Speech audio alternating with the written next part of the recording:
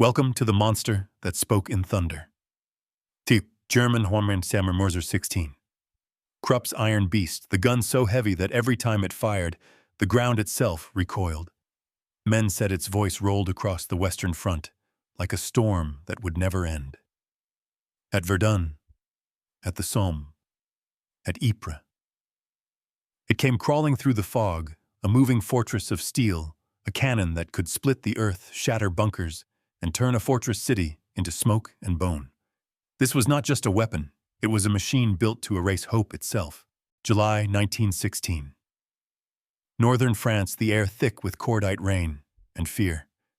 The 21-centimeter barrel loomed above the trenches like a cathedral spire. German gunners soaked in mud wiped the sweat and grime from their faces as they rammed another shell, 18 kilograms of steel, packed with high explosive, into the open maw of the breach. The shell slid forward with a hiss. The loader locked it and then stepped back, eyes wide. Feuer. The blast cracked the air, a roar so deep it bent the sky. The shell screamed over no man's land, over wire and crater, until it struck a French fortification 2 kilometers away, and the world simply disappeared in a flash of red dust. The gun recoiled on its massive carriage iron wheels, digging into the chalk road. Men staggered, half-deaf, their uniforms flapping in the concussion wind. And yet they smiled, because they had just unleashed Krupp's monster. That sound, that impossible thunder, became a legend. Some swore the Mörser 16 could be heard 20 miles away. Others claimed it cracked church windows in villages the Germans had never even seen. Farmers would later find fragments of its shells lodged deep in their fields, rusted teeth of a buried god. On the Western Front, soldiers of both sides gave it names whispered in fear: the Black Priest, the Earth Eater, the voice of Krupp, and in every trench diary the same line appeared: when the big gun speaks, nothing living moves. It had taken months to bring it here. The Mörser 16 was not a field gun, it was an event. It arrived on flatbed rail cars hauled by teams of steam tractors, its components unbolted, marked, and reassembled like the bones of some industrial dinosaur. 200 men could spend 12 hours just positioning it, each bolt tightened, each plate aligned. And when at last the barrel was raised, tilted toward the gray horizon, a silence spread among them, as though the soldiers knew they had called forth something beyond even their own understanding. The weapon was born from desperation. By 1916, the German Empire faced walls it could not climb, fortresses at Verdun, bastions of reinforced concrete that shrugged off lighter shells. Krupp, the master forgers of Essen, answered with the Mörser 16 21 centimeters of rifled barrel firing shells at 400 meters per second, capable of punching through 3 meters of solid masonry. It was not elegant. It was not efficient, but it was absolute. Imagine standing beside it, the oily scent of grease and iron filling your lungs, the chill of morning frost biting at your fingers. You feel the earth vibrate beneath your boots before the gun even fires. Then the ignition flash, the concussion, the shockwave that hits your chest like a hammer. Men called it the breath of hell. Birds vanished from the trees for miles. Horses bolted. Even the officers stepped back when that barrel rose skyward. And somewhere out there, in a French trench, a young corporal pressed himself into the mud, clutching his helmet, praying not to hear that rising whistle, the sound that always ended in silence. Before we begin, leave a comment where you're watching from and the exact time you pressed play. Maybe it's midnight. Maybe there's thunder outside your window. Maybe you can almost feel the vibration through your speakers. Tell us what it's like, because this is more than history. It's a sound that once shook continents. When the Mörser 16 first appeared on the front, Allied intelligence refused to believe it existed. Reports described a mobile siege gun so large that it required cranes to assemble. They laughed until photographs surfaced. The British War Office called it a grotesque instrument of medieval scale. But for the men of the 3rd Foot Artillery Regiment, it was a miracle of German engineering. Each gun was assigned a crew of 10, a commander, 2 loaders, 2 layers, 3 ammunition handlers, a rangefinder, and a mechanic. They trained not like soldiers but like machinists, every gesture timed, every error potentially fatal. Each firing cycle began with a ritual. The breach was cleaned with an oiled rag, one man shouting the countdown as another lifted the shell with a small crane, its chains rattling. The fuse was set manually. The barrel was elevated to the precise degree. Then silence. A final breath. Feuer. The recoil smashed backward, the whole frame sliding on its spade-shaped rails, the air trembling. Dirt fell from the trees. Far away, another fort cracked open. The Germans built fewer than 50 of these monsters. They didn't need more. Wherever one was placed, it rewrote the map. French positions that had held for years dissolved in days. Whole batteries were buried before they could even reply. In Verdun, the Mörser 16 became a ghost story, soldiers whispering that no wall could survive 3 of its shots. At Ypres, British tunnelers reported the ground itself moving like waves each time it fired. Engineers measured craters 5 meters deep, wide enough to swallow a truck. And yet, in all that steel and calculation, there was something almost mythic. Krupp's weapon carried the same aura as the medieval trebuchets that once broke castle walls, except now the stones were cities. It was said that when the gun crews stood beside it at dawn, steam rising from its metal frame, it looked alive, breathing, waiting. The Western Front was already hell, but the Mörser 16 made it feel biblical. The sound of its firing rolled through the fog like a prophecy, the judgment of industry over flesh. In those moments, the war stopped feeling human. It became mechanical, precise, impersonal, devastating. And still every soldier on both sides felt the same pulse of awe. They hated it. They admired it. They feared it. Some said the gun's barrel glowed faintly red at night, heat shimmering like the eyes of some buried creature. When its last shot of the day echoed off the ruined hills, even the crickets went silent. In the calm that followed, men could hear the faint creak of its cooling steel, the whisper of metal contracting like a beast falling asleep after feeding. It is here on this road near Verdun that one such monster was left behind, rusting slowly under the trees. Tourists drive past it now, barely glancing. But a century ago, this machine was the loudest sound on Earth. And so, as we step into the story of Krupp's greatest creation, think of the hands that built it, the ears that bled from it, the cities that crumbled because of it. Think of the day when thunder was man-made and war found its voice in steel. Because the German 21 cm Mörser 16 wasn't just a gun, it was a promise that no wall, no fortress, no army could ever feel safe again. And by the time the world understood that promise, the front was already in ruins. Now take a breath and listen carefully, because the silence you hear now is the same silence that came after its final shot. Autumn. 1916. Verdun.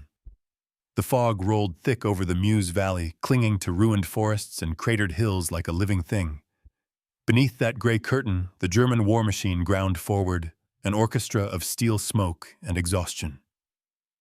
The front was not a line anymore. It was a wound that refused to close. From the shattered forts of Douaumont to the drowned trenches at Thiaumont, men no longer spoke of victory, only of endurance.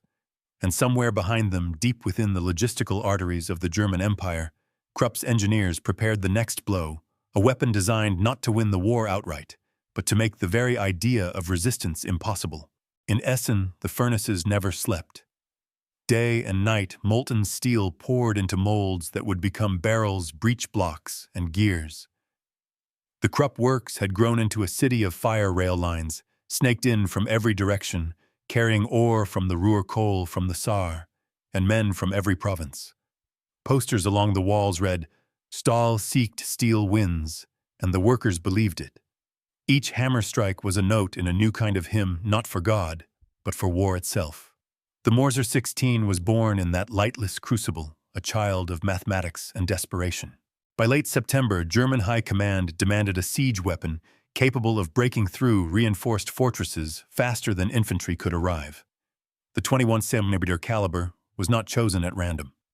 It was the exact size calculated to compromise the French concrete design, strong enough to punch through 2 meters of fort wall, but still light enough to move by rail. Krupp's metallurgists experimented with dozens of alloys. The final mix contained nickel, chromium, and molybdenum, a blend that gave the barrel unmatched durability under immense pressure. The test firing shook the valley outside Essen. The first shell flew 12 kilometers and landed with a detonation that shattered every window in the nearby village of steel. The engineers stood in silence, faces lit by the flash, and one of them whispered, "We've just heard the sound of the future." Meanwhile, the Western Front was collapsing into madness. French artillery officers reported ammunition shortages, gun barrels worn down from months of firing. Every hill, every trench was catalogued by aerial photography, the first war where eyes could float above death. And in those photographs, German planners saw their path. They would hammer Verdun again, this time with a precision barrage so devastating that even the fortresses would crumble. The Mörser 16 was the key. Moving it to the front required a choreography worthy of a ballet. Each cannon arrived in 3 sections, the barrel, the carriage, and the recoil system, each piece weighing several tons. They were loaded onto rail cars, escorted by engineers and armed guards. Civilians along the tracks watched these iron giants pass like processions to a cathedral. In the small towns of Lorraine, children stood barefoot at crossings, staring as the guns rolled by, smoke rising from the locomotive stacks, sparks glinting off the blackened steel. Some saluted. Others crossed themselves. They knew something enormous was coming. At the staging area near Stenay, entire fields were flattened and reinforced with timbers to bear the weapon's weight. Each emplacement required 6 days of preparation, excavating pits, laying tracks, assembling cranes. The crews lived beside their guns, sleeping under tarpaulins, cooking over the same barrels that would later unleash fire. They called it Das Tier, the beast. At night, they polished its rifling with oiled cloths, the spiral grooves gleaming faintly under lantern light. By dawn, fog hung low, muffling the sounds of hammering and shouted orders. A crane swung the barrel into position, a slow, deliberate ballet of chains and gears. The officer of the battery, Oberleutnant Weiss, kept a diary. "The gun is alive when we raise it. Its weight seems to bend the air." The men speak less now. Even laughter feels wrong. Across no man's land, the French heard rumors. Prisoners spoke of giant howitzers that could erase forts in a single morning. Verdun had already been bled white once that year, yet now the ground trembled again. The Allies increased reconnaissance flights, photographing every suspected German artillery park. But the Mörser 16s were camouflaged with netting and paint, their massive forms disguised as haystacks, barns, or wrecked farmhouses. From the sky, they were invisible. On the ground, they were inescapable. When the first shells fell on Fort Souville, French engineers refused to believe they came from guns stationed miles away. The impacts were too violent, too sudden. The structure that had withstood months of 155mm fire cracked after 3 hits. Inside the bunkers, officers could feel the walls flexing. They said it was like being inside the heart of an earthquake. Behind the German lines, the Mörser crews operated with machine-like precision. Orders came down from Oberste Heeresleitung: coordinate barrages with infantry advances, time the fire to suppress counterattacks, conserve ammunition for critical objectives. Every shell was logged, every firing angle recorded. The mathematics of annihilation had become routine. The men no longer thought in terms of targets, only coordinates. And yet, for all the calculation, something almost religious surrounded the weapon. The soldiers believed it could change the course of the war. Letters home spoke of its divine thunder, of the way it silenced entire sectors. Some even compared it to the voice of Wotan, the old god of war awakened in steel. But the engineers at Krupp knew better. They saw the cracks, the strain on the recoil system, the slow erosion of rifling after hundreds of shots. The Mörser 16 was powerful, but fragile. Its barrel had to be replaced every 300 rounds, a logistical nightmare on the front. Still, command tolerated it. They were building a legend, not just a weapon. As winter set in the Western Front froze into stillness, the Mörsers were covered with tarpaulins, their metal skin rimed with frost. Steam rose from the breath of the gunners as they performed maintenance in silence. Somewhere in the distance, artillery rumbled like distant thunder, but here near the Meuse, all sound seemed absorbed by the fog. Weiss wrote again. "I wonder if the gun dreams. It stands there all night silent, as though remembering every village it has destroyed." The weapon's reputation spread faster than its shells. French soldiers began marking maps with red circles, possible German heavy artillery positions. Civilians fled towns kilometers from the front, fearing the next bombardment. In British newspapers, headlines screamed, "New Krupp siege, gun breaks fortress walls." Politicians in London debated the moral cost of such weapons, but the factories in Birmingham and Glasgow raced to copy them. In war, horror always becomes ambition. By early 1917, the Mörser 16 had become the backbone of Germany's heavy artillery divisions. Each army group had at least one battery of them reserved for the most fortified targets. The logistics officers joked that moving one gun was like relocating a cathedral, and in truth, the process was almost ceremonial. Rails extended to within kilometers of the front, new roads carved through forests, bridges reinforced. Civilians who once harvested wheat now hauled ammunition crates. The war had turned the landscape into an engine. When spring came, the gun spoke again. This time at Arras, then later at Passchendaele. The mud there was so deep that tractors drowned. Horses died in harness. Men tied boards to their boots to keep from sinking. Yet the Mörser fired over and over, its thunder muffled by rain, but still unmistakable. The British artillery retaliated, searching for its position, but could never find it. Each time they thought they had silenced it, another shell arrived from miles away. It was like fighting an echo, and through it all, the German Empire clung to the illusion of control. Newspapers back home printed sanitized photographs, proud crews standing beside their guns, smiling through grime. The captions read, "Krupp's masterpiece defends the fatherland." What they didn't print were the shattered eardrums, the concussed loaders the mechanics crushed under misfired recoil. The weapon demanded sacrifices even from those who served it. By 1918, the front lines had shifted again, back then, forward, then back. The Mörser 16 had done its job, but it could not stop the tide. Allied tanks rolled where fortresses once stood. Airplanes hunted supply columns. The great guns, so carefully forged, became stranded relics. One by one, they were abandoned, hidden, or destroyed by retreating crews.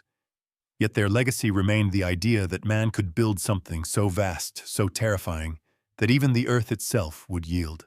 That was the world in which the Mörser 16 lived, an age where progress and destruction marched side by side, where engineers and gunners spoke the same language of precision and ruin. The fog over Verdun was not just weather, it was history itself, thick and inescapable. And beneath it, the monsters of Krupp waited silent for now, but ready to roar again when the next empire called their name. By the spring of 1917, the German 21 cm Mörser 16 was no longer a rumor, it was a statistical fact of terror. In the meticulous ledgers of the Oberste Heeresleitung, each gun was recorded like a line in a scripture of destruction. 16, 700 kilograms, barrel length, 5.1 meters, muzzle velocity. 400 meters per second, maximum range, 400 meters. Each shell weighed between 113 and 121 kilograms, nearly as heavy as the men who fired them. At that speed, the projectile's kinetic energy exceeded 4 million joules, enough to punch through concrete thicker than any fortress wall in France. Those numbers were not theory, they were geometry, written in blood. The Mörser 16's structure was pure function, stripped of beauty. Its carriage was built from two interlocking frames of heat-treated steel, each fitted with massive spade plates to absorb recoil. Hydraulic buffers filled with glycerin fluid restrained the backward kick, while a counter-recoil spring returned the barrel to firing position in less than 6 seconds. The entire system could traverse 6 degrees left or right, a tiny margin that meant accuracy depended on perfect calculation. Each firing solution required corrections for wind, humidity, barrel wear, and even the curvature of the earth. One misplaced decimal could mean a shell landing half a kilometer off target, killing friendly troops instead of the enemy. The crews were trained with scientific precision. Artillery schools near Kassel and Koblenz turned ordinary conscripts into gunners who could recite firing tables like scripture. They learned to read barometric pressure, to translate map coordinates into azimuths and quadrants, to measure fuse delay with a chronometer accurate to fractions of a second. These were not men of impulse, they were human instruments in a vast mathematical ritual. A good crew could fire 3 rounds every 5 minutes, each one loaded by crane, its fuse set to explode after penetrating enemy fortifications. The shockwave from a single detonation could crush lungs within a 10-meter radius and collapse dugouts buried 20 feet underground. At the Battle of Verdun, German gunners recorded 4,770 shells fired by Mörser, 16 batteries in 1 week. The French counter-batteries, equipped mostly with 75mm and 155mm guns, returned fire at 3 times the rate, but achieved half the effect. Concrete, they discovered, could resist smaller calibers, but not the 21 cm shell. When the Germans shifted to a mix of high explosive and gas rounds, entire sections of the French defense system simply ceased to exist. Trenches disappeared, gun pits were swallowed by crater chains, and communication lines snapped under the weight of falling earth. The Mörser 16 wasn't just a weapon, it was a method of erasure. Reports from the French Army's Génie department describe the aftermath in clinical horror. At Souville, all ventilation shafts were sealed by collapse. The air turned to dust. Survivors suffocated before rescue could be attempted. At Fleury, the entire garrison vanished after a concentrated bombardment. Only fragments of uniforms were later recovered, shredded into gray cloth mixed with stone. Even the German observers watching from their forward periscopes felt unease. Oberleutnant Weiss wrote in his log, "The fort is gone. Nothing remains. It is as though we have fired upon time itself." Behind the front, Krupp engineers monitored every statistic. Each gun was fitted with a maintenance log, barrel, pressure, recoil rate, hydraulic temperature. The guns were expensive, 260,000 marks, each equivalent to nearly 10 years' salary for a skilled machinist. The War Ministry demanded reports to justify every shell fired. And so the data flowed: range tables, accuracy charts, wear analyses. In an age before computers, this was data warfare by hand, men with slide rules calculating devastation. The Mörser 16's advantage was not merely its power, but its adaptability. Unlike its predecessor, the 21 cm Mörser 10, it could be disassembled and transported by motor tractor, freeing it from the static limitations of rail artillery. Krupp's innovation lay in the split carriage. The lower frame pivoted on a turntable, while the upper held the barrel assembly. When dismantled, it could be moved on 2 6-wheeled wagons. This flexibility turned the Mörser 16 into a weapon that could follow offensives, leapfrogging from sector to sector. It was not confined to sieges anymore. It was mobile thunder. Every detail served a purpose. The breech block, a horizontally sliding wedge, could withstand pressures exceeding 2,500 atmospheres. The recoil system's cylinders were calibrated to within 1/10 of a millimeter. Even the fuses were miniature marvels: percussion, time delay, or impact sensitive depending on the mission. In one recorded instance, a single Mörser 16 destroyed an ammunition depot at Fleury with 3 shots. The third shell struck the buried magazines, triggering an explosion that observers described as a rising sun of dirt. But for all its perfection, the weapon came with costs invisible to the charts. The backblast deafened gunners permanently, their uniforms soaked in fine dust that corroded skin. Some crews reported coughing blood after long bombardments, the product of shockwaves traveling through bone. Artillery medicine became a field of its own. Doctors spoke of Krupp's lung, a syndrome of ruptured capillaries, and inner ear trauma, and yet no one volunteered to leave the battery. The Mörser 16 carried prestige. To serve it was to stand at the pinnacle of the empire's industrial power. Every statistic also carried its human echo. For every shell fired, 12 men worked in synchrony: loaders, handlers, fuse setters, and rangefinders. They moved like gears in a living clock. The commander called out coordinates. Elevation 22 degrees, azimuth 317, charge 3. The loader raised the shell with the crane, swung it into alignment, and rammed it home. The breech closed with a metallic sigh. Fuse set, fire. The lanyard snapped tight. A flash, a shock, a moment of absolute violence. Then only the ticking of cooling metal. Across the lines, Allied intelligence scrambled to identify the weapon's signature. British sound-ranging stations triangulated the acoustic pulse, a low-frequency thud distinct from lighter guns.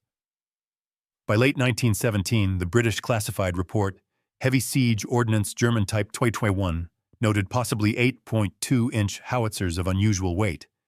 These guns appear to operate in pairs, supported by motorized transport. Shells produce craters of 15 to 20 feet depth. They were wrong on the caliber, but right about the effect. The Mörser's impact had become measurable even in enemy science. In Berlin, newspapers celebrated the weapon's success, with language bordering on worship. Krupp's steel has spoken again, declared the Berliner Tageblatt. Posters showed the gun as a towering figure, lightning bolts bursting from its barrel. Children collected shell fragments as souvenirs. Families displayed them like relics of victory. But beneath the pride, the numbers told a quieter truth. Each gun consumed 3 tons of ammunition per day when active. Supply columns struggled to keep pace. The front devoured shells faster than Germany could forge them. Even Krupp's foundries began to groan under the demand. Still, the War Ministry pressed on. By 1918, they ordered a refined variant, the 21 cm Mörser 18, featuring a longer barrel and improved recoil mechanism. But it was too late.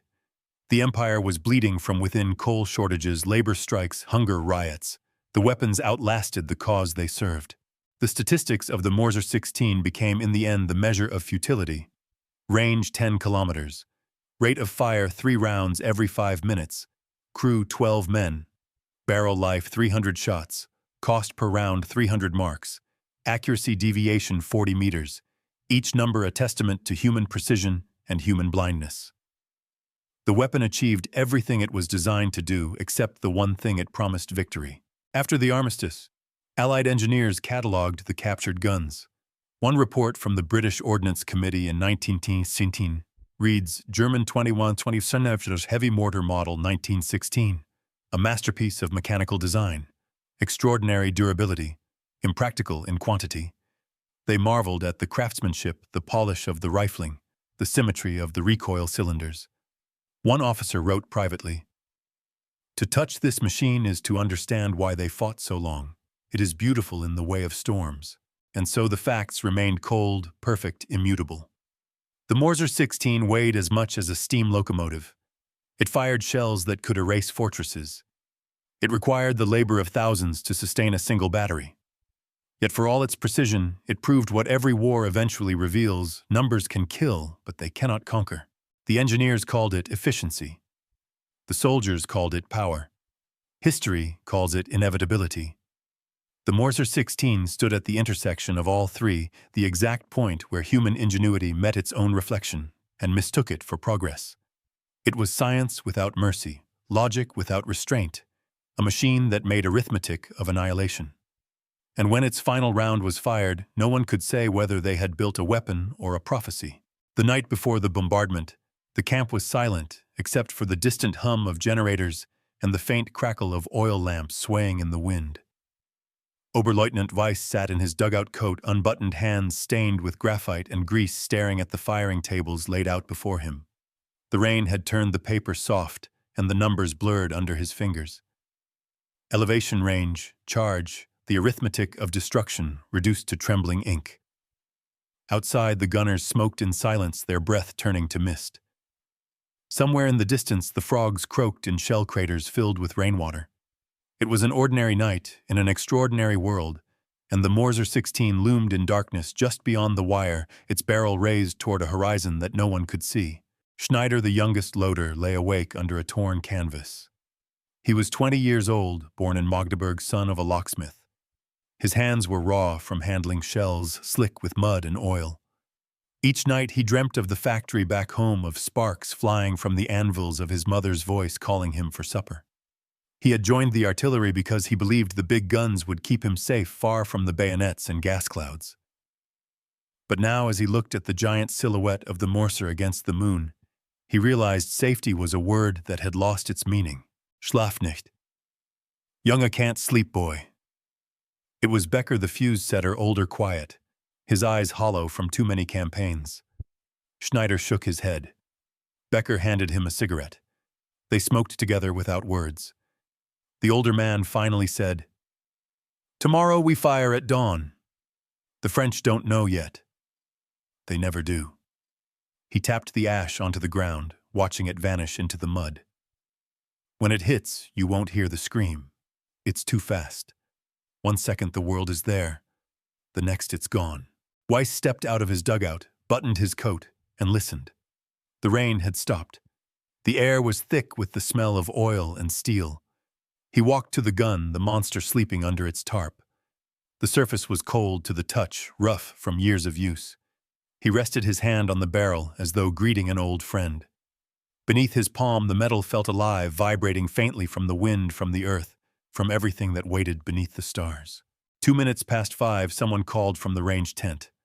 The firing orders had arrived. Weiss nodded. The crew began to move quietly, precisely, like a ritual rehearsed too often to need speech. The tarpaulin was lifted.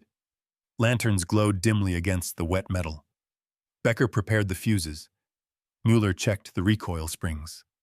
The crane groaned as it lifted the first shell, the great cylinder of death, and swung it slowly toward the breach. Schneider guided it with gloved hands, eyes fixed on the task. The weight of the shell strained the chain, each creak echoing across the field. Then it slid home with a hollow clang. Charge 3, Weiss ordered. Elevation 23 degrees. Azimuth 321. His voice was calm, almost detached. Becker set the fuse delay to 0.5 seconds, enough for the shell to burrow into concrete before exploding. He closed the breech, stepped back, and saluted. The world held its breath. Feuer. The ignition flash lit the trees in a strobe of white. The gun roared a single syllable of thunder that drowned thought itself. The concussion slammed through the bodies of the men, lungs compressed, hearts jolted. Schneider stumbled, clutching his ears. The Mörser recoiled, metal shrieking as its massive carriage slid backward. Then silence. A full 2 seconds later, the sound of impact came rolling back, a deep, distant thud, followed by another heavier one. Someone muttered, "Hit!" Weiss checked his watch. 5 seconds between firing and echo. Target distance nearly 10 kilometers. Perfect.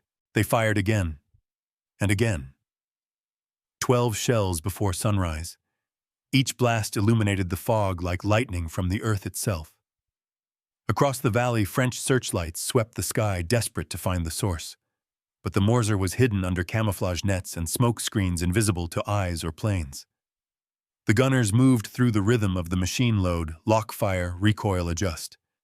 The motions blurred into a single pulse, human muscle synchronized with iron. At dawn, when the mist began to clear, Weiss climbed the observation post. Through his field glasses, he saw only ruins. Fort Souville, once a fortress of pride, now a skeleton of concrete ribs. Craters overlapped like scales. Smoke poured from holes where men had once stood. He lowered the glasses and said nothing. He lit a cigarette with shaking hands. Becker joined him, wiping grease from his face. "We did it," he said quietly. Weiss nodded. "Yes, we did." But his voice carried no triumph, only fatigue. Back at the gun, Schneider sat beside the still warm breech, staring at the steam rising from its surface. His ears rang with a constant hum. When he closed his eyes, he saw flashes not of victory, but of fire bursting through stone, of men running, of screams that no one could hear over the thunder. He thought of his mother again. He wondered if she would recognize him when the war ended, if the ringing in his head would ever stop. Later that day, the French counter-battery fire began. Shells whistled overhead, landing dangerously close. Dirt rained down on the crews.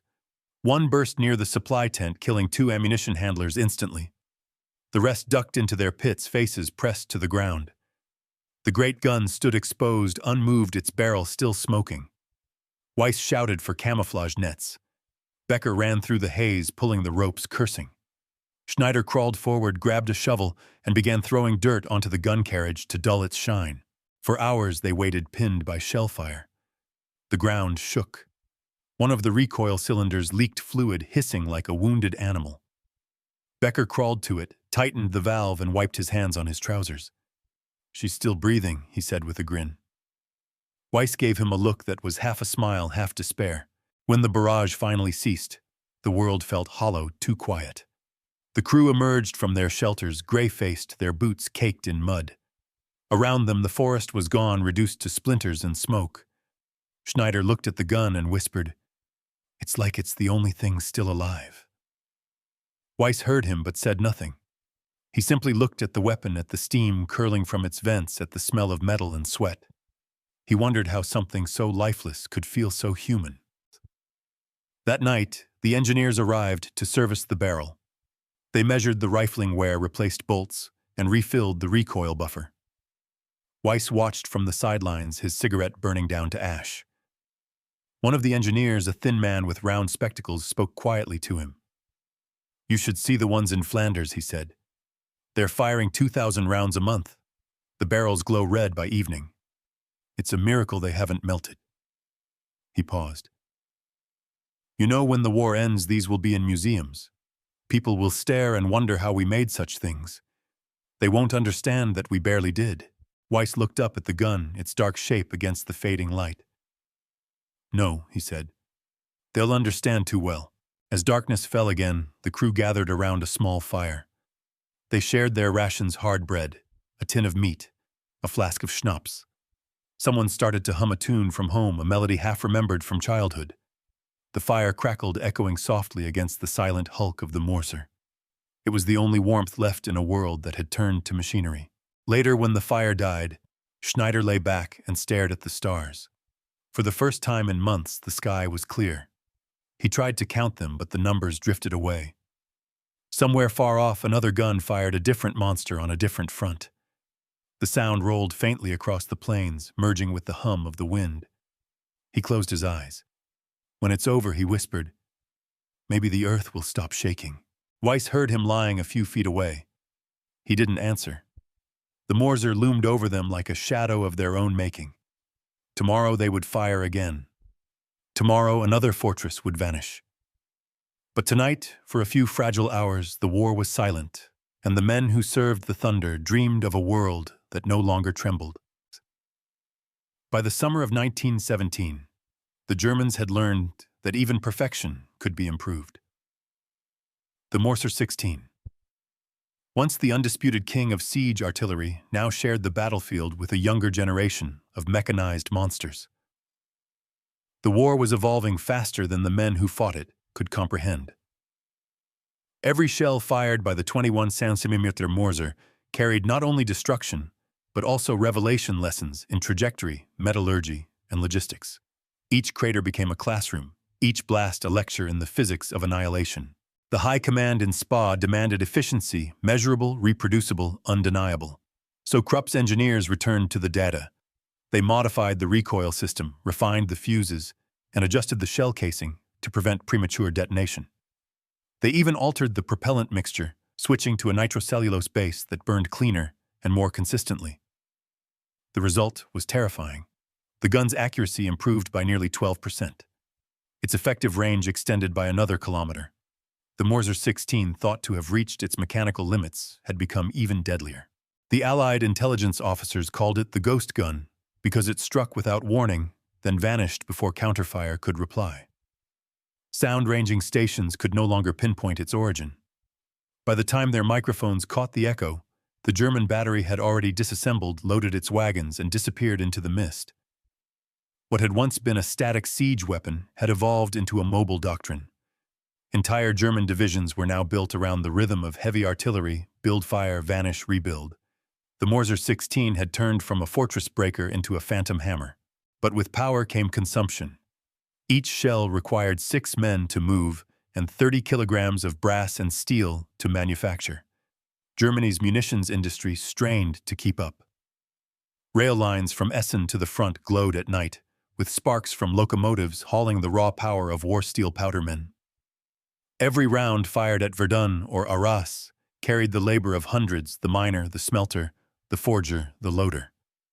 By 1918, the Empire's war economy had become a living organism, with one beating heart: Krupp. Meanwhile, on the Western Front, the Mörser's roar had become a daily language. Allied soldiers could identify its presence not by sight, but by the feel, that deep vibration that crept through the soil seconds before impact. A Canadian gunner at Passchendaele wrote in his diary, "You can tell it's the 21 by the way your stomach drops before the sound reaches your ears."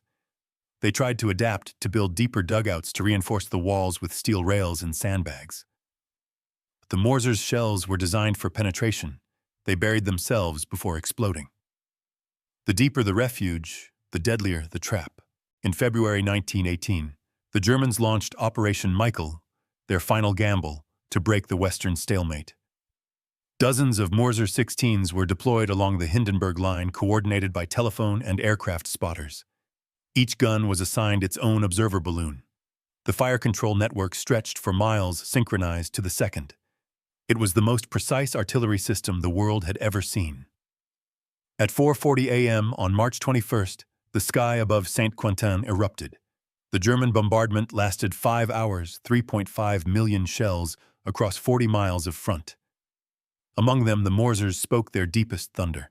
Reports from the British Fifth Army described the opening minutes as a mechanical earthquake. Trenches collapsed before men could even reach their rifles. Telephone lines snapped, ammunition dumps ignited, and hospitals vanished under direct hits. One officer wrote, "It was as if the land itself had revolted against us." And amid that storm, the Mörser crews worked in flawless rhythm, loading, firing, shifting, firing again. Their positions were hidden beneath camouflage nets, their barrels aimed by coordinates relayed from observation balloons high above the smoke. The effect was catastrophic. Allied defenses broke open like clay. Yet even in triumph, the cracks of exhaustion showed. The guns overheated. The recoil systems leaked oil. Some barrels warped from the stress, their rifling torn smooth. In one battery near Cambrai, a breech failure killed 3 gunners. Instantly, the weapon's own fury turned inward. But still, they fired. They had to. The offensive depended on them. Behind the lines, Krupp technicians worked alongside the soldiers, inspecting the weapons after each barrage. They recorded temperature readings, stress patterns, alignment drift. Every number was sent back to Essen, data feeding into the next generation of guns, already in prototype, the 21 cm Mörser 18. It would inherit the lessons of its predecessor, longer range, improved recoil, damping faster setup time. The Mörser 16 was already becoming history even as it fought. By mid-1918, the Allied counterattacks began. American divisions arrived fresh and full of confidence. Their artillery, faster, lighter, more mobile, began to outflank the German heavy guns. The Mörser's strength became its burden. Its massive weight that once signified stability now spelled vulnerability. Roads cratered by shellfire trapped its tractors. Bridges too weak to bear its load collapsed beneath it. The same precision that made it legendary now slowed its survival. It was a giant in a world suddenly ruled by speed. Yet when it fired, even in retreat, it reminded everyone why it had been feared. During the defense of Soissons in July, 2 Mörser batteries destroyed a French armored column attempting a river crossing. The shells hit the lead tanks, directly flipping them into the air. Observers described it as metal rain. Even the American newspapers acknowledged the weapon's power. German siege mortar wreaks havoc on Allied steel beasts. But numbers began to turn against Germany. For every Mörser shell, the Allies fired 20. For every German train carrying ammunition, 5 Allied trains brought tanks, food, and men. The arithmetic of destruction had reversed.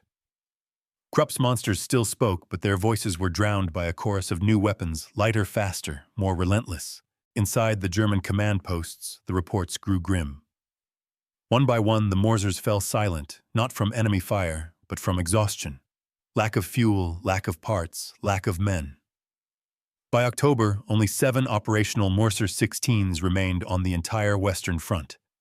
Their crews were skeleton teams, older gunners, wounded engineers, replacements with barely a week's training. They fired when they could, withdrew when they must. The once unstoppable thunder had become an echo, and then came the retreat. The guns were too valuable to leave, too heavy to move. Orders went out to destroy them. At Aulnoye Weiss's battery placed demolition charges at the base of the carriage. The men stood at a distance as their creation died, a final flash, a dull boom, and then silence. When the smoke cleared, only twisted metal remained.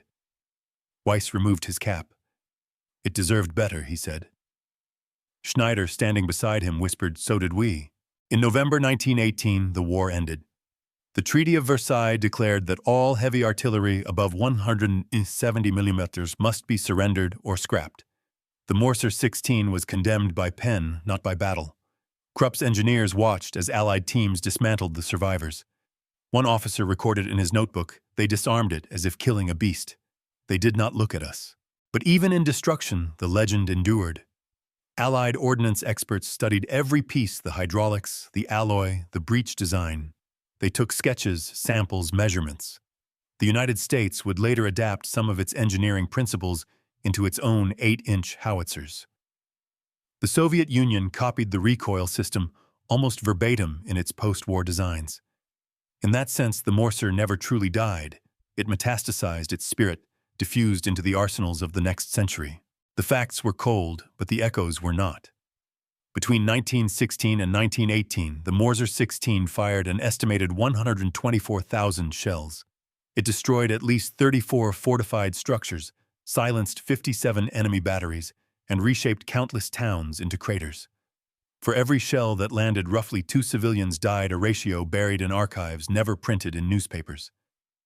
That was the arithmetic behind the headlines, the hidden cost of precision. After the war, one intact Mörser 16 was displayed in Berlin's Zeughaus Museum. Visitors stood beneath its towering barrel, whispering as if in a cathedral. Children posed for photographs. Tourists reached out to touch the cold steel, tracing the rivets, as though feeling the pulse of something divine. The plaque beneath it read, Mörser 16, engineered by Krupp, defender of the fatherland. But the guides, veterans of the front, never called it that. They called it Das Tier, the beast. It had started as a machine of numbers, weight, caliber, range, but ended as a machine of memory. Its power had outlived its purpose. Even in silence, it reminded the world that progress and destruction could share the same blueprint. The Mörser 16 had crushed the Western Front, but in doing so, it had crushed the illusion that technology could ever be separated from the human cost it demands. And when the next war came, as everyone knew it would, its thunder would not be forgotten, only refined. The sky went black with smoke, a column of gray that seemed to swallow the morning, and for a moment, the world narrowed to the muzzle flash and the smell of cordite. Batteries all along the Hindenburg line had been silent for hours, their crews holding breath, waiting for the single signal that would unloose the worst of industrial thunder. Then the whistle from the observation balloon cut the air, a high iron note, and the Mörser crews moved as if pulled by ropes. They had rehearsed this choreography until it was muscle, not thought, the crane, the shell, the fuse, the breath, the lanyard. In those final hours, they felt larger than themselves, as though they had become an orchestra that played only in the key of ruin. The order came down the wire, synchronized with the infantry on the third wave, and the guns answered in a language of fire. It was March 1918 when the first net of Mörser thunder fell. The German spring offensive, a gamble of manpower and metal, had been planned like a clockwork siege, timed barrages, baited breakthroughs, armored returns. Officers had spent nights over maps, drawing arrows where men would march, circling bridges that must be taken, calculating the minutes between barrage and advance. The Mörser 16s were assigned to the deepest targets. Supply dumps, enemy strongpoints, points where rail and road converged. Their orders were precise: soften, unmake, silence. The guns fired not to harry, but to hollow. Shell after shell carved the terrain into new geography, a language of craters that only the maps could read. For 3 days the ground was made new. For 3 days the German push ate into Allied lines like a blade finally finding its seam. The effectiveness was instantaneous and catastrophic. Villages flattened, communications snipped, command posts buried. Where infantry advanced after the barrage, they found paths cleared by devastation, wire-mangled machine gun nests reduced to rubble. Commanders who had once argued about the cost of such weapons watched their maps fill with gains measured in kilometers. The Mörser had done what it had been built to do: render the fortress obsolete. Men in small billets cheered the reports, a rare moment of elation in a war that had grown tired of hope. But even as victory seemed to lean toward those who fired the big guns, a different calculation unfolded, one of supply, of fatigue, of the limits of iron, when the ground itself resisted. The machine had a heart that beat fast and then slowed.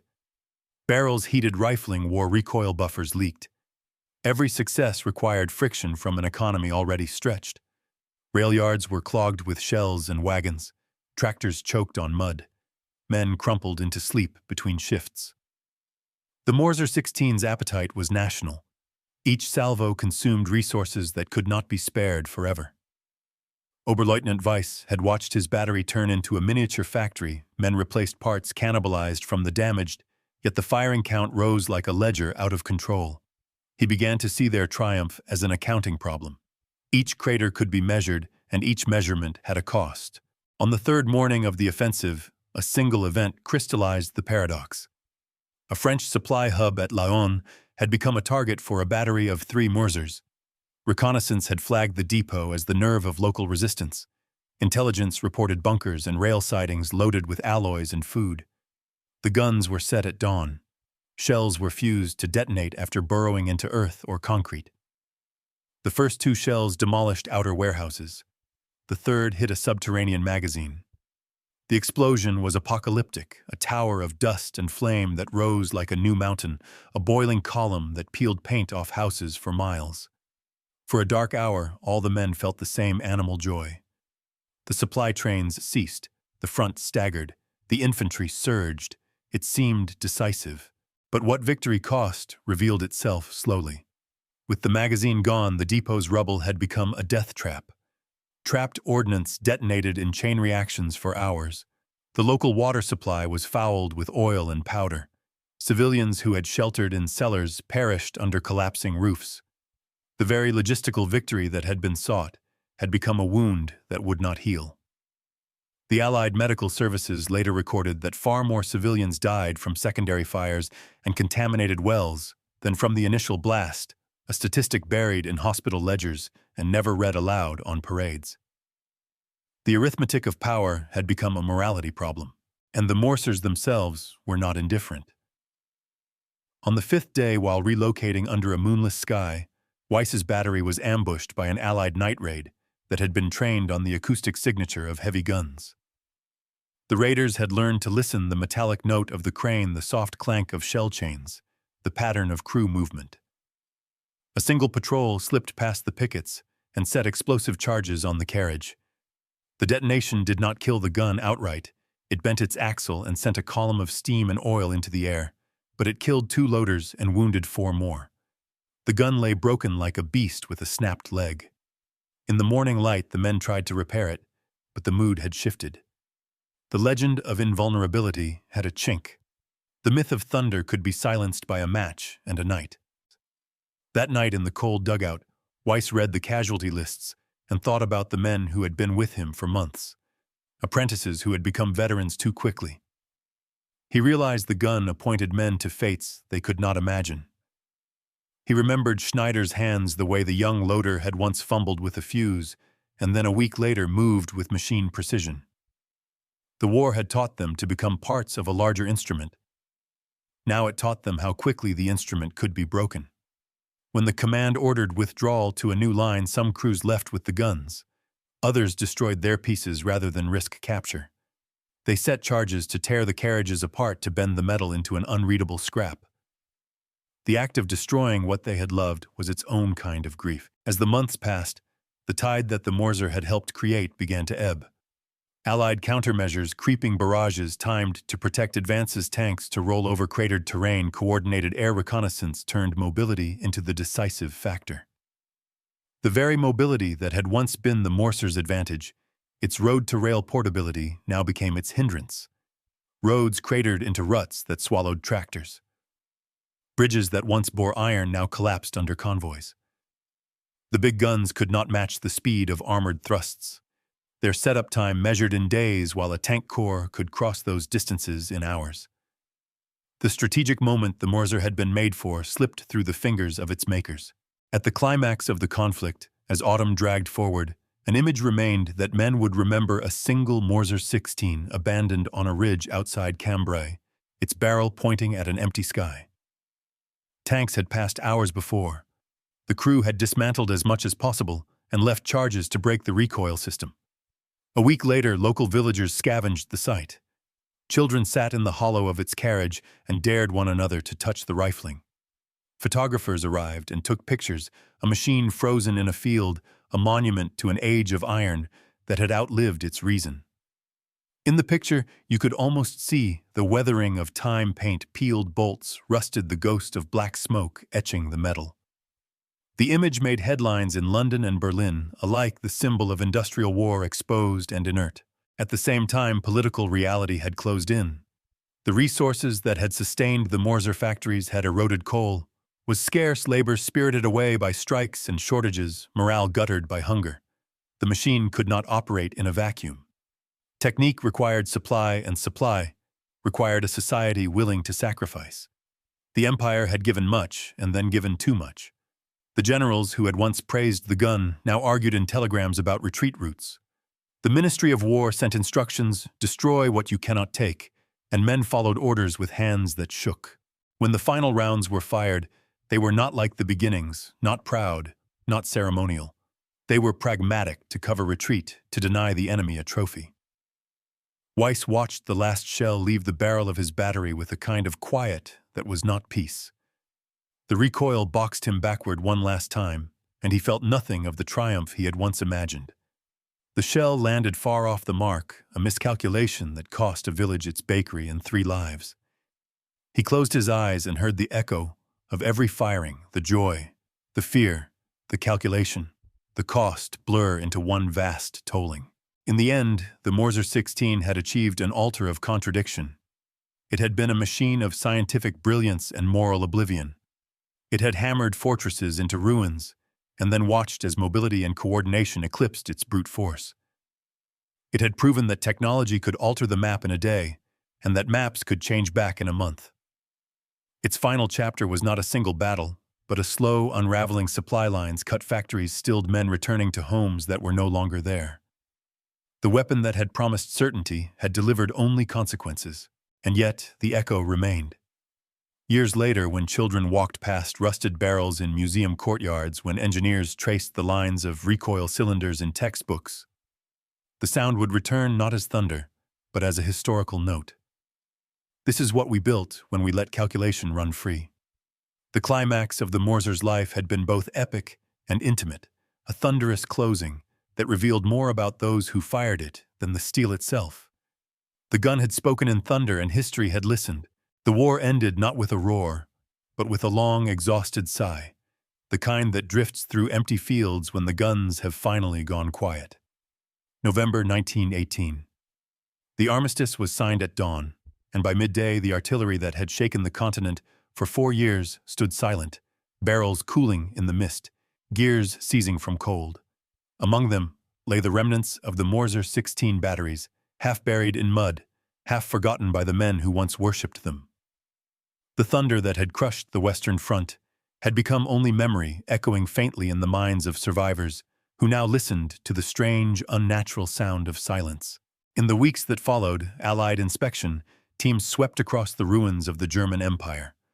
Their orders were simple: find every heavy gun document, dismantle, destroy. It was systematic, bureaucratic, and strangely reverent. At the Krupp works in Essen, officers in British khaki walked through empty foundries that had once glowed with molten light. The furnaces were dark now, the hammers cold. A few engineers remained thin, silent men who watched their life's work being measured, sketched, and catalogued by strangers. On one wall, a chalk mark in German still read, 25. Rohr geprüft am 17. Juni 1917. 21 cm barrel tested June 17, 1917. No one erased it. At rail yards across Germany, the captured guns were lined up in rows, monstrous shapes, under tarps, rain pooling in their muzzles. Some would be shipped to Allied capitals as trophies. Others would be melted down, their steel reforged into tools for peace that no one really trusted. A handful were spared for study, sent to proving grounds in Britain, France, and the United States. The rest were cut apart with torches. The workers said the metal screamed as it broke. In one of the Allied reports from 1919, an officer described his first encounter with a Mörser 16 at Spandau Arsenal. It sits like a sleeping dragon, beautiful, terrible, utterly still. To think this was once alive with motion and fire, and now it rusts before me. The men who served it are gone, and yet it seems to remember. He noted the craftsmanship, the perfect threading of the breech, the precision of the recoil buffer, and concluded with a sentence that would haunt military historians for decades. We have learned too well how to build our own monsters. In Berlin, the public walked among the wreckage of empire. A Mörser stood outside the Zeughaus Museum, its barrel lifted toward the clouds like a question no one could answer. Schoolboys climbed its carriage, women stared at its rivets as if trying to understand what their husbands had died for. Veterans passed it without looking.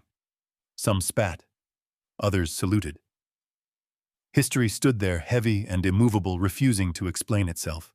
Oberleutnant Weiss returned to Magdeburg in the spring of 1919. He walked with a cane, now an injury from a collapsing gun carriage during the final retreat. His uniform no longer fit, and the medals on his chest meant nothing to a country starving under blockade. The foundry where his father had once worked was gone, turned into rubble and iron skeletons. On Sundays, he visited the train yard where one of the old Mörsers lay half buried. Children had painted flowers on its barrel. He touched the steel and felt no pride, only the cold memory of vibration through his bones, the rhythm of the gun that had once been his world. "You outlived us all," he murmured. Then he turned away and never came back. Schneider survived too, though barely. He was found in a field hospital near Valenciennes at the end of the war, half deaf, his lungs scarred from blast pressure. He returned to Magdeburg, a ghost of the boy who had once joined to escape danger. He found work in a repair shop fixing agricultural machinery, the quiet hum of gears, a gentler echo of the old artillery's roar. When people asked what he had done in the war, he said only, "I moved things that could not be moved." At night he dreamed of the gun's shadow stretching across the valley, and of the moment after the last shot, when everything was still and the world seemed to inhale again. In the official record, the Mörser 16 disappeared quietly. Military historians catalogued it as a siege howitzer superseded by lighter models. Its blueprints were filed, its designation replaced by new numbers, 18, 21, 24. But its influence endured. The interwar engineers who studied its recoil system carried those lessons into the weapons of the next generation. By 1939, when Europe burned again, the grandchildren of the Mörser 16 rolled once more, improved, refined, mechanized, their thunder familiar, their lineage undeniable. At the Krupp archives, a single page survives, yellowed, typed, stamped with the eagle seal of the Imperial War Ministry. It lists production totals, delivery dates, barrel replacements. But at the bottom, in faint pencil, someone added a line in German, "Sie sprechen wieder, wenn die Welt taub wird." They will speak again when the world goes deaf. No signature. Just a prophecy scribbled in the margin of an empire's death certificate. Decades later, when historians visited Verdun, they found fragments of Mörser shells still buried in the soil. Some were fused to rocks by heat. Others remained intact, their copper bands engraved with serial numbers that traced back to Krupp's ledgers. Farmers plowed around them. Children collected the smaller ones as curiosities. Every spring, the rains unearthed a few more relics that refused to stay buried. And every year, bomb disposal units came quietly to remove them, just as they still do today. The earth remembers what men forget. Beneath the forests of Verdun, under the calm green fields of the Meuse, lie hundreds of thousands of tons of unexploded ordnance, a century's worth of ghosts. Some of those shells bear the markings 21 cm M16. Each one is a time capsule of 1916, a fragment of a war that promised to end all wars and instead taught the world how to industrialize them. In museums today, the surviving Mörser 16s stand immaculate, repainted, polished, quiet. Their plaques speak in polite language developed by Krupp, utilized by German forces, 1916 to 1918. They do not mention the villages flattened, the lives erased, the cities reshaped by shockwaves. Visitors take photographs admiring the craftsmanship, the symmetry, the steel. Children ask how it worked. Guides explain the mechanics, pressure, recoil, trajectory, and end with the same line every time. It was very advanced for its day. No one says what it cost to make it so. In one museum in France near Verdun, a visitor once stood before a Mörser 16 and noticed a faint inscription etched into its breech, likely carved by a soldier long ago. It read, "Wir bauen, was uns zerstört." We build what destroys us. The words are shallow now, almost erased by rust, but under the right light, they still shine. That inscription could serve as the weapon's epitaph, or perhaps humanity's. The Mörser 16 was more than a gun. It was a mirror. It reflected a moment in history when progress and devastation became indistinguishable, when precision engineering met moral vacancy and produced something awe-inspiring, unstoppable, and utterly indifferent. And yet, for all its weight and power, the gun left behind no voice of its own, only echoes. The men who served it died or grew old. The empire that built it vanished. The company that forged it adapted, evolved, survived. Only the silence remained. The silence after thunder, the silence where memory takes root. If you walk today through the woods near Verdun at dawn, you can still feel it, the faint tremor underfoot, the distant hum that might just be wind. Or maybe it's the past breathing softly through the soil. The ground there is uneven, the craters filled with moss and water, the air heavy with mist. It feels like standing on the lungs of the earth itself, a place that once screamed and has never quite recovered. The last surviving Mörser 16 sits in Koblenz behind glass. Its surface is mottled, its paint dull from years of sun. Tourists drift past it without knowing that once its thunder rolled across continents. But if you stand close, if you look down the dark throat of its barrel, and listen carefully, you might almost hear the echo not of victory or defeat, but of the strange mechanical heartbeat that once defined an era. What then remains of the monster that crushed the Western Front? Only steel and story numbers turned to ghosts. The Mörser 16 was built to end fortresses, and instead it became a fortress of memory impregnable to time. It stands now as proof of both brilliance and blindness, a monument to the century that learned to make gods out of machines.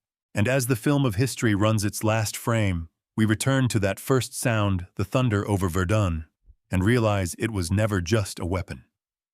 It was a beginning disguised as an ending. Because every silence after war carries the same question whispered across generations, across museums, across the empty fields of the Meuse. What if the thunder comes again? And we listen not in fear, but in awe,